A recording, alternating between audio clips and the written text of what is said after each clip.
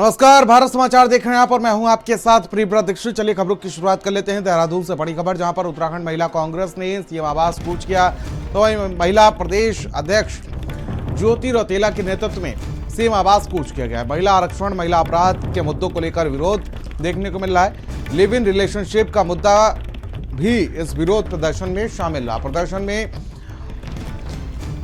काफी संख्या में महिलाएं पहुंची तो वहीं आपको बता दें, पुलिस ने प्रदर्शनकारियों को रोका। प्रशासन ने बैरिकेडिंग लगाकर प्रदर्शनकारियों को रोका।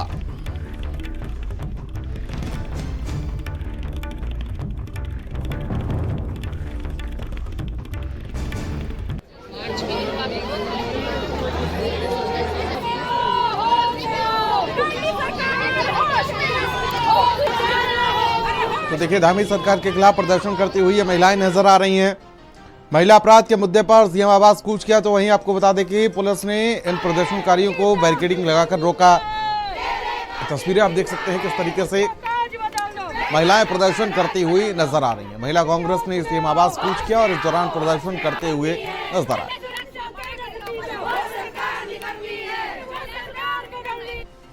तो महिला अपराध के मुद्दे पर सीएम आवास कूच किया।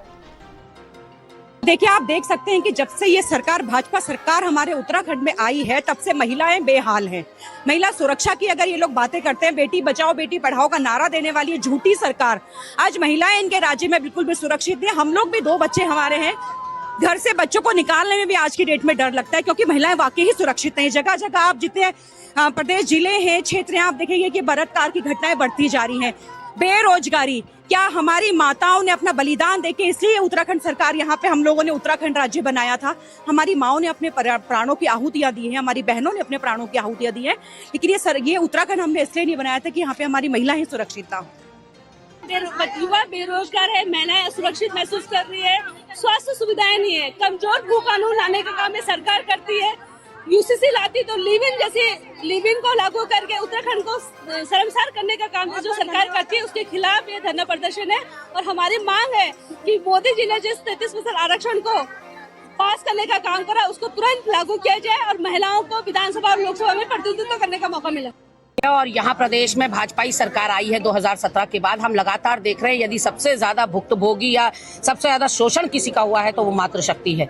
आप देखिए कि नारी शक्ति वंदन अधिनियम के नाम पर हमारे मुंह के आगे एक झुंझुना लटका दिया गया है। तारीख हमको बताई नहीं जा रही है कि कौन सी तारीख से ये लागू किया जाएगा। आज तक कोई आरक्षण विधानसभा में या संसद में महिलाओं को नहीं है। ऐसे में यहाँ उत्तराखंड NCRB यानी कि नेशनल क्राइम रिपोर्ट ब्यूरो के अनुसार 9 हिमालयी राज्यों में सबसे सर्वोपरि स्थान है महिला हिंसा के नाम पर, महिला दुष्कर्म पर और महिला अपराध में। और सबसे चौंकाने वाली बात यह है कि जितने भी महिला अपराध यहाँ प्रदेश में हो रहे हैं, उसमें जो संलिप्तता है वो भारतीय जनता पार्टी के वरिष्ठ नेताओं की है। और खबर कोटद्वार से सामने आई है, जहां पर प्रधानमंत्री स्वच्छता मिशन के तहत गढ़वाल सांसद अनिल बलूनी और उत्तराखंड वेलफेयर सोसाइटी के अध्यक्ष हेमंत द्विवेदी की ओर से बेस अस्पताल में मुफ्त सैनिटरी पैड का वितरण किया गया। कोटद्वार के बेस अस्पताल में महिलाओं को निःशुल्क सैनिटरी पैड वितरित किए गए। वहीं कार्यक्रम में शामिल हुए CMS डॉक्टर राजेश पाल ने गढ़वाल सांसद अनिल बलूनी का इस कार्य के लिए धन्यवाद किया। कार्यक्रम रखा है और यहाँ पे ये सुविधा प्रदान की है, जो विभिन्न क्षेत्रों से, गांव से हमारी गर्भवती महिलाएं आती हैं और प्रसव होता है उनको इन चीज़ों की बहुत ही ज़्यादा आवश्यकता पड़ती है, ज़रूरत पड़ती है। और जो निर्धन है, जो कमज़ोर वर्ग के हैं, उनको जो है थोड़ा सा जो है जेब में ये आर्थिक रूप से वो सक्षम नहीं होते इस चीज के लिए। और खबर कोटद्वार से, जहां पर उत्तराखंड की धामी सरकार ने शिक्षा के क्षेत्र में एक बड़ा कदम उठाया है, जहां पर राज्य के मदरसों में संस्कृत पढ़ाई जाएगी। उत्तराखंड मदरसा बोर्ड ने इस दिशा में कदम बढ़ाते हुए निर्णय लिया है कि प्रदेश में मदरसों में संस्कृत की शिक्षा को वैकल्पिक विषय के रूप में शामिल किया जाएगा। वहीं धामी सरकार के इस फैसले का कोटद्वार जामा मस्जिद के मुतवल्ली ताजुद्दीन इदरीसी ने स्वागत किया है। इस बात को मानता हूं और मैं पर्सनल क्या, जो हमारे मुस्लिम पढ़े लिखे लोग हैं वो भी इस बात का स्वागत करते हैं कि दीनी तालीम के साथ साथ जो है हम अपने बच्चों को दुनियावी तालीम भी दिलाएं। तभी तो हमारे बच्चे IAS PCS इंजीनियर बनेंगे, नहीं तो मदरसे में पढ़ के मौलवी और हाफिज तक ही रह जाएंगे। इसलिए मैं इसका स्वागत करता हूँ। और खबर सितारगंज से है, जहां पर बीजेपी के 3 साल पूरे होने पर स्वास्थ्य विभाग ने स्वास्थ्य शिविर लगाया है। और इस कार्यक्रम में मुख्य अतिथि के रूप में बीजेपी नेता पूर्व सांसद बलराज पासी पहुंचे, जहां पर पूर्व सांसद ने दीप प्रज्वलित कर कार्यक्रम का शुभारंभ किया। और इस दौरान बलराज पासी ने कहा कि सीएम धामी के नेतृत्व में प्रदेश का विकास हुआ है। आगे उन्होंने कहा कि ये 3 साल सेवा, सुशासन और विकास के लिए समर्पित रहे। धामी जी के नेतृत्व में पिछले 3 सालों में उत्तराखंड सरकार नए से नए कीर्तिमान स्थापित करेगी। क्या महिलाओं का क्षेत्र हो, युवाओं का क्षेत्र हो, किसानों का क्षेत्र हो, मजदूरों का क्षेत्र हो, पर्यटन का क्षेत्र हो, विकास के किसी भी क्षेत्र में, चाहे छात्रों का क्षेत्र हो, सबका उज्जवल भविष्य अच्छा हो, के लिए बहुत ही जबरदस्त योजनाओं पे काम चल रहा है। और उत्तराखंड में हर क्षेत्र में उत्तराखंड की सरकार धामी जी की नेतृत्व में अच्छा काम कर रही है। खबर पौड़ी से है, जहां पर विश्व भर में गुच्ची मशरूम उगाने वाला भारत तीसरा देश बन गया है। आपको बता दें कि इससे पहले सिर्फ चाइना और फ्रांस में ही मशरूम को उगाया जाता था। भारत में ये कमाल उत्तराखंड के पौड़ी जनपद में हुआ है। पौड़ी के फालदाकोट के रहने वाले नवीन पटवाल 2 साल से इसका ट्रायल कर रहे थे और अब उनका ये ट्रायल सफल हुआ है। इसको लेकर नवीन ने कहा कि गांव को आबाद करने और लोगों को बेहतर स्वरोजगार देने के लिए गुच्ची मशरूम का क्षेत्र में काम करना चाहिए। मशरूम तो मैं 2007 से उगा रहा हूँ, लेकिन 2023 से मैं इस पे एक्सपेरिमेंट कर रहा हूँ गुच्छी मशरूम उगाने में। 2 साल मेरे फेलियर रहे, इस साल हमारी क्रॉप आई है। ये 100 मीटर स्क्वायर का पॉली हाउस है। इसमें 100 kg फ्रेश वेट में हमारी क्रॉप आ चुकी है। 50 किलो हमने कल हार्वेस्ट की थी, 50 किलो हम आज हार्वेस्ट कर लेंगे। और पहाड़ में एक तो वजह ये कि मशरूम पहाड़ में ही हो सकती है। 1200-1500 मीटर इससे कम से कम हाइट चाहिए और इसे रात और दिन का जो ठंड का टेम्परेचर का फर्क होता है वो चाहिए। ये ठंडी प्रदेश की क्रॉप है, 15 डिग्री से नीचे से टेम्परेचर चाहिए, 5 से 15 के बीच में ये होती है।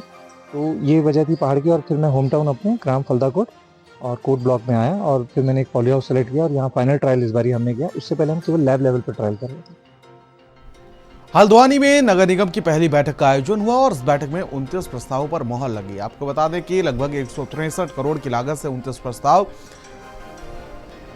साथ ही साथ इस बैठक में कई पार्षदों ने अपने अपने क्षेत्र में स्ट्रीट लाइट लगाने और लाइब्रेरी खोलने की बात कही। इसके अलावा कुछ जगहों पर पार्कों को सुधारने और सड़क और नालियों के निर्माण की मांग रखी गई है। वहीं मेयर गजराज वेस्ट ने कहा कि विकसित हल्द्वानी, सुंदर हल्द्वानी बनाना उनका लक्ष्य है। उच्चतम निविदा के आधार पर विभाजित किया हुए पूरे शहर की स्वच्छता पर, इसके विकास पर, इसकी सुरक्षा पर, इसकी प्रगति पर, ये कैसे सुंदर बने, इनमें सभी हमारे 60 पार्षदों ने अपनी सहभागिता की।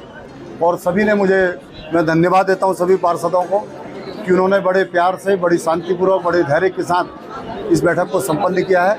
और सभी ने, मैं उनको इस बारे में इसलिए भी धन्यवाद देता हूँ कि सबकी सोच यह है कि हल्द्वानी का विकास हो, हल्द्वानी की प्रगति हो। मैं उन सबको बधाई भी देता हूँ। रुड़की के मैंगलोर कोतवाली क्षेत्र में 3 बदमाशों ने घर में घुसकर महिलाओं से लाखों रुपए की नकदी और जेवरात लूट लिए। पुलिस मामले की जांच में जुट गई है। बताया जा रहा है कि घर में मौजूद महिलाओं ने बदमाशों का विरोध किया, जिस पर उन्होंने महिलाओं से मारपीट की और लगभग 2,25,000 रुपए की नकदी और करीब 31 लाख की कीमत के जेवर लेकर फरार हो गए। 3:30 बजे इनका मुझे फ़ोन आया। मैं गांव में था तो इन्होंने रोक मुझे फ़ोन किया। ये रो रही थी। मैं एकदम से इनसे पूछा क्या बात होगी। इन्होंने कहा लूट लिया, सब ले गए और ये और वो। मैंने कहा कोई नहीं। मैं कहा 1 मिनट रुको, मैं आदमी भेजता हूँ। मैंने अपने दोस्तों को फ़ोन किया यहाँ, और वही पंकज पवार मेरा यार पड़ोसी है और सामने ये छोटा भाई है, ये सब इधर, ये सब आगे। तो मैं तब तक जा चुके थे। ये लगभग भाई साहब 2.25 लाख रुपये कैश रखे थे और 17-18 हज़ार रुपये अलग पर्स में रखे थे। वो मेरी छोटी बिटिया के थे जो सोने में मिले थे। और लगभग 15-16 हज़ार रुपये मम्मी के पास थे। बाकी सारा जेवर जितना भी था, सोने का, चांदी का, सब मैं। सोना चांदी कितने के होंगे लगभग आपके? लगभग जी 30 से 35 लाख रुपये के करीब। हम ऐसे थे हम ऐसे कोई 2:30 बजे करीब तो हम लेटे हैं। लेटने के बाद एकदम से बेटी सो गई तो मैं भी सो गई। तो थोड़ा जैसे लेट रहे थे तो ऐसे कोई 3 बजे हल्की सी आहट सी हुई तो मैं उठी नहीं। उठने के बाद मैंने सोचा मैं ऐसे ही होगी, मैं फिर भी लेटी रही। लेकिन फिर जैसे कहते हैं ना, बराबर से निकला तो इसमें कोनी में हाथ लगा मुझे। फिर भी आगे मेरी नंद है शायद, वो उठ के गई है वॉशरूम। मैं फिर भी नहीं उठी। लेकिन फिर मैं दोबारा थोड़ी देर बाद ही, 2-3 मिनट बाद ही दोबारा उठ के देखा। मैंने उठने के बाद देखा मम्मी साइड में लेट रही, वो भी लेट रही है सामने।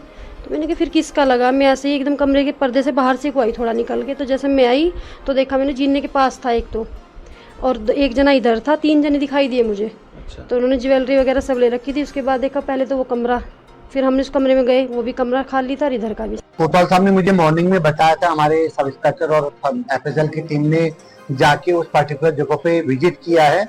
अभी थोड़ा उसमें मैं स्पष्ट करने की स्थिति में नहीं हूँ कि कितना सामान गया, क्या घटनाक्रम हुआ है। अभी प्रॉपर तहरीर भी नहीं आ पाई है, तो हमने फील्ड यूनिट को बुला रखा है। जैसे फैक्ट आएंगे, जो वादी की तरफ से तहरीर आएगी, उसके हिसाब से आगे काम करेंगे। खबर हरिद्वार से, जहां पर पुलिस अग्निशमन विभाग ने अग्निशमन कार्यशाला का आयोजन किया। अग्निशमन कार्यशाला का 10 college institute of Gurukul Kangri में आयोजन हुआ, जहां पर छात्र छात्राओं को अग्निशमन उपकरणों के हैंडलिंग की जानकारी दी गई और इस कार्यशाला में अध्यापक और स्टाफ ने भी बढ़ चढ़कर हिस्सा लिया।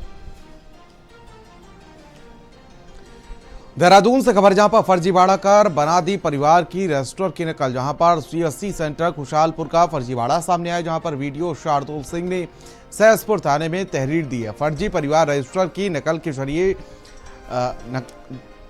यहां पर ऑनलाइन आवेदन कर सरकारी योजनाओं का लाभ उठाया गया है। साथ ही सहसपुर थाना क्षेत्र के खुशालपुर सीएससी का ये पूरा मामला बताया जा रहा है, जहां पर ये पूरी घटना को अंजाम दिया गया। हमें लोग खुशालपुर का एक व्यक्ति जिसका नाम असलम खान है, उसके द्वारा फर्जी परिवार रजिस्टर बनाकर और मेरी मुहर का दुरुपयोग कर उसको सीएससी के माध्यम से आवेदन ऑनलाइन किए जा रहे थे, जिसके संबंध में मैंने थाना सहसपुर में तहरीर दी है। अब उसके संबंध में अब एसओ साहब उचित कार्रवाई करने की मैं कामना करता हूँ एसओ साहब से। और खबर देहरादून से, जहां पर चारधाम यात्रा शुरू होने से लगभग 1 माह का समय बचा हुआ है, जिसके चलते राज्य सरकार के विभिन्न विभाग यात्रा की बेहतर व्यवस्था में जुट गए हैं। वहीं यातायात निदेशालय ने चारधाम यात्रा रूट के विभिन्न जिलों में मेन पावर की डिमांड की है और इस मामले पर उत्तराखंड यातायात निदेशक ने क्या कुछ कहा, वो सुनिए आप। देखिए, ऐसा है, विगत वर्षों की बात ही, जो चारधाम यात्रा में जो यातायात पॉइंट ऑफ व्यू से सुचारू यातायात के लिए जो जिले हमारे इक्विपमेंट्स, मैन पावर वगैरह, जिसमें क्रेन्स वगैरह है, मैन पावर है, मोटरसाइकिल के दस्ते वगैरह होते हैं, जो डिमांड जिले से आएगा, तो हम अन्य जो जनपद है जहाँ पर चारधाम यात्रा विशेषकर जो कुमाऊं वगैरह है, तो उसको हम जो जनपदी पुलिस के जो अधिकारी है, एसएसपी, एसपी, उनसे और रेंज से समन्वय करके उनको हमने उसकी डिमांड मांग ली है। और खबर देहरादून से, जहां पर आगामी चारधाम यात्रा को लेकर धामी सरकार ने तैयारियां शुरू कर दी हैं। वहीं अब यात्रियों के कुशल स्वास्थ्य को देखते हुए स्वास्थ्य विभाग भी एक्टिव मोड पर आ गया है। स्वास्थ्य विभाग ने भी अपनी तैयारियां शुरू कर दी हैं। उत्तराखंड की प्रभारी यूजी हेल्थ डॉक्टर सुनीता टामचा ने कहा कि हमने चारधाम रूट के बाहर के जिले मेडिकल कॉलेज और केंद्र सरकार से भी 25 से 30 डॉक्टरों की मांग की है, जो चारों धामों के साथ साथ यात्रा मार्ग पर तैनात रहेंगे।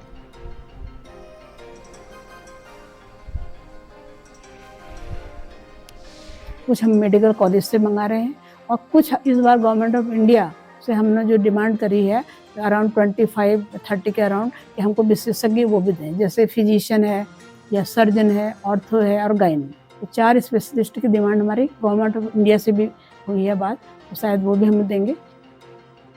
उत्तरकाशी से खबर है, जहां पर चिंबा बलावट मोंडा मोटर मार्ग पर चौड़ीकरण का मामला। इसमें ग्रामीणों ने मोटर मार्ग के डामरीकरण का कार्य रोक दिया है। मोटर मार्ग का मानक के अनुसार काम किया जाए, ये मांग की जा रही है। तो वहीं उन्होंने कहा कि उसके बाद सड़क का डामरीकरण का कार्य किया जाए। तो वहीं मोटर मार्ग की चौड़ाई बहुत कम है, भविष्य में दिक्कतें होंगी। मानक के अनुसार न होने पर दी उग्र आंदोलन की चेतावनी। उत्तरकाशी के आराकोट बांगाड़ क्षेत्र का ये पूरा मामला बताया जा रहा है। गांव के नजदीक है, इसकी चौड़ी होती, क्लेम ले रखा लोगों ने, फिर भी नहीं काटने दे रहे। अगर क्लेम नहीं लिया होता तब भी लोग खुलवाते, रोड को चौड़ी करते। तो गांव के इसकी बात है। कल सामान आएगा, रोड ही रहता उतरेगा, गाड़ी के लिए जगह नहीं। इस रोड में बहुत पहले से काम चला है, पर यहाँ पर लोग बाग जो हमारा पॉइंट है गांव के साथ, इसकी कोई वो निकल रहे, ना विभाग कर रहा, ना शासन कर रहा। यहाँ कई आए, एक्सिन आए, जेई आए, उन्होंने यहाँ फित्ता डाला, यहाँ हमारे सामने कोई काम नहीं हुआ। रुड़की से बड़ी खबर सामने आ रही है, जहां पर नशे के कारोबारी पर पुलिस का एक्शन देखने को मिला। पुलिस ने स्मैक तस्कर को गिरफ्तार किया है और साथ ही आपको बता दें कि तस्कर से 40 ग्राम स्मैक बरामद की गई है। भगवानपुर कोतवाली क्षेत्र से ये गिरफ्तारी की गई।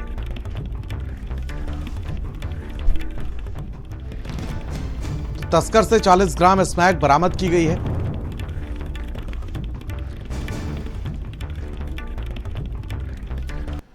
खबर रुड़की से, जहां पर युवा खिलाड़ियों के साथ अभद्र व्यवहार करना भारी पड़ा है। गांव में क्रिकेट खेल रहे थे युवा खिलाड़ी, तो वहीं पुलिस ने आरोपी अरसलान को गिरफ्तार किया है। जहां पर आपको बता दें कि रुड़की के कलियर कोतवाली इलाके का यह पूरा मामला बताया जा रहा है, जहां पर फिलहाल पुलिस ने गिरफ्तारी की है।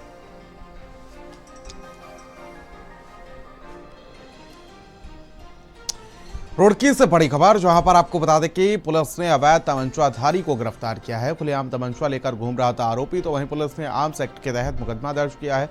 रुड़की के लक्सर कोतवाली क्षेत्र का यह पूरा मामला बताया जा रहा है।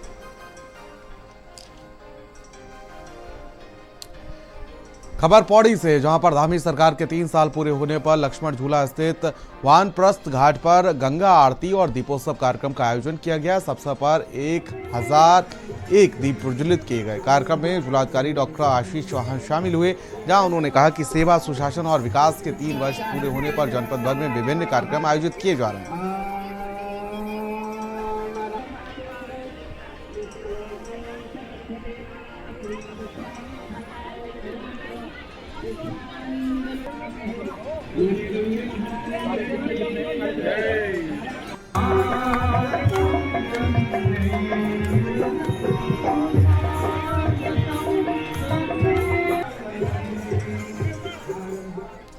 उत्तराखंड में शराब की दुकानों पर ओवर रेटिंग पर अंकुश लगाना आबकारी विभाग के लिए हमेशा से कठिन कार्य रहा है। राज्य सरकार के अंतर्गत आने वाले देसी और विदेशी शराब की दुकानों में ओवर रेटिंग का सिलसिला लगातार जारी है। आपको बता दें कि आबकारी विभाग की लापरवाही के चलते शराब की दुकानों पर मनमानी कीमत वसूली जा रही है। वहीं जिला अधिकारी सविन बंसल का कहना है कि जहां भी ओवर रेट में शराब की बिक्री पाई जाती है, उनके खिलाफ कार्रवाई करते हुए मुकदमा दर्ज किया जाता है। और खबर हल्द्वानी से सामने आ रही है, जहां पर गृह मंत्रालय द्वारा अपराधों के नियंत्रण के लिए, अपराधों के साक्ष्य संकलन के लिए नैनीताल जिले को एक हाईटेक मोबाइल फॉरेंसिक वैन उपलब्ध कराई गई है। अब से ये वैन क्राइम सीन पर एविडेंस कलेक्ट करने के साथ ही हाईटेक सुविधाओं से लैस है, जो कि अपराधियों को सख्त सजा दिलवाने में अपनी महत्वपूर्ण भूमिका निभाएगी।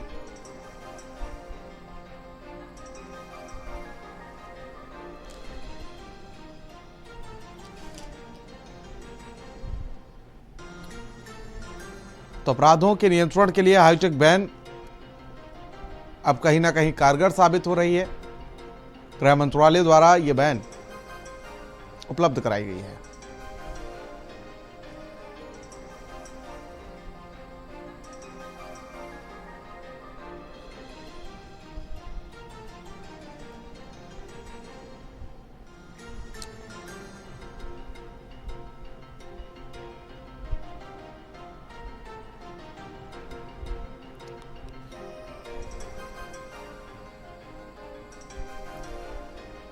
खबर रुड़की से, जहां पर पुलिस चेकिंग में युवक से चाकू बरामद किया गया है। फ्लाईओवर के नीचे से ग्राम तेजूपुर से पकड़ा गया है, जहां पर पुलिस ने आरोपी के खिलाफ मुकदमा दर्ज कर दिया है। बड़ी घटना को अंजाम देने की फिराक में था आरोपी।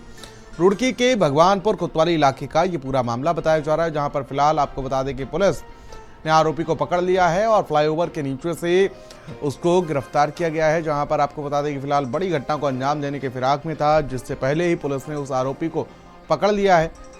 रुड़की के भगवानपुर कोतवाली इलाके का ये पूरा मामला बताया जा रहा है।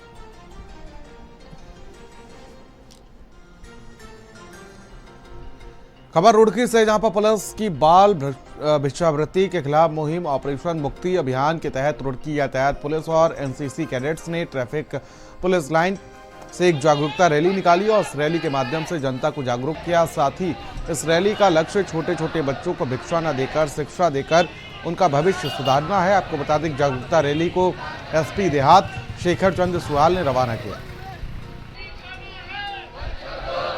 हम आम जन तक इस बात को पहुंचाना चाहते हैं। हमारा मकसद ये होता है कि आम जन जो ये समझता है कि बच्चों को भीख दे करके, बच्चों को छोटी मोटी सामान दे करके उन्होंने पुण्य का काम किया, ऐसा कतई नहीं है। बच्चों को अभी उनकी जरूरत शिक्षा है। अगर हम किसी भी रूप में उनकी मदद करना चाहते हैं तो बच्चों को पढ़ाने में मदद करें। पुलिस डिपार्टमेंट के साथ कंधे से कंधा मिला के आप काम करिए। आपको भी एक सुकून मिलेगा कि आपने किसी बच्चे की केवल मदद नहीं करी, बल्कि उसको समाज की मुख्य धारा में जोड़ा।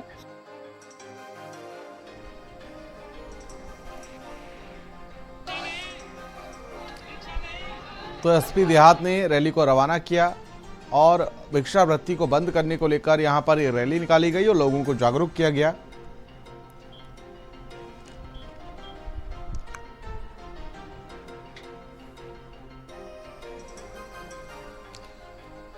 देहरादून से बड़ी खबर, जहां पर आपको बता दें कि पर्यटन सचिव की तीर्थ पुरोहितों और व्यापारियों के साथ बैठक देखने को मिली है। बैठक आयोजित की गई है। चारधाम यात्रा के संबंध में तैयारियों के संबंध में ये बैठक आयोजित की गई। तीर्थयात्रियों के दर्शन की व्यवस्था सुनिश्चित की जाएगी। बिना दर्शन किए कोई भी तीर्थयात्री वापस नहीं लौटेगा। ऑनलाइन के साथ साथ ऑफलाइन पंजीकरण की भी सुविधा रहेगी। पुरोहितों और व्यापारियों के लिए पर्यटन सचिव को सुझाव दिए गए हैं। सचिवालय में यह बैठक आयोजित हुई है। तो तीर्थ पुरोहितों 30 अप्रैल से मंदिर कपाट खुलने की जो प्रोसेस है वो शुरू हो जाएगा। तो इसके लिए मंदिर समितियां अपनी तरफ से पूरी तैयारियां कर रही हैं। उनको जैसे पूर्व की भांति फूलों से सजाया जाता है, यात्रियों की व्यवस्था की जाती हैं और वहाँ पे अभी से लोग अपने जैसे गंगोत्री, यमुनोत्री, बद्रीनाथ, केदारनाथ सभी अपने अपने होटल व्यवसायी जो हैं या जिनकी दुकानें हैं, जो फूल प्रसाद की दुकानें हैं, उनको लेके वो अपना सामान लेके वहाँ जा रहे हैं। देखो, आगामी 30 अप्रैल से उत्तराखंड से 4 धामों की यात्रा प्रारंभ हो रही है और इसी संदर्भ में आज पर्यटन सचिव जी से हमारी जो है चारों धामों के तीर्थ पुरोहित, महापंचायत के प्रतिनिधि थे, चारों धामों के तीर्थ पुरोहित थे, साथ ही होटल एसोसिएशन और व्यापार सभा से जुड़े हुए लोग थे। उसमें कुछ पॉइंट्स बीच में आए थे कि यात्रा को लेकर कुछ अभिनव प्रयोग जो है शासन स्तर पर किए जा रहे हैं। तो हमारी जो उत्तरकाशी से जुषाड़ हेली जो चलती सेवाएं चलती है वो अभी एकदम बंद हो चुकी है और जो कि पवन हंस कंपनी के पास है। हमें पर्यटन सचिव जी ने आश्वासन दिया है कि अभी जो ये हेली सेवाएं हैं थम्बी मतलब प्राइवेट कंपनी को दिया जाएगा, थम्बी एविएशन, और उसकी प्रक्रिया चालू भी है।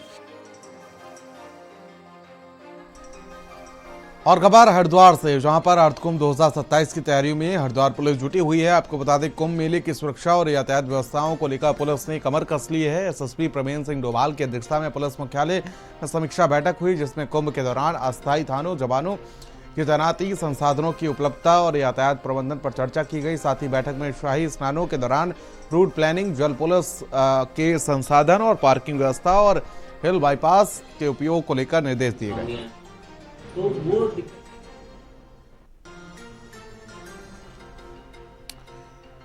खबर हरिद्वार से है, जहां पर आपको बता दें कि ज्वालापुर विधानसभा क्षेत्र में राज्य सरकार के सेवा, सुशासन और विकास के 3 वर्ष पूरे होने के अवसर पर भव्य बहुउद्देशीय एवं चिकित्सा शिविर का आयोजन हुआ। सरदार सिंह फार्म हाउस में आयोजित इस शिविर का शुभारंभ पूर्व जिला अध्यक्ष बीजेपी जयपाल और पूर्व विधायक सुरेश राठौड़ ने दीप प्रज्वलित कर किया।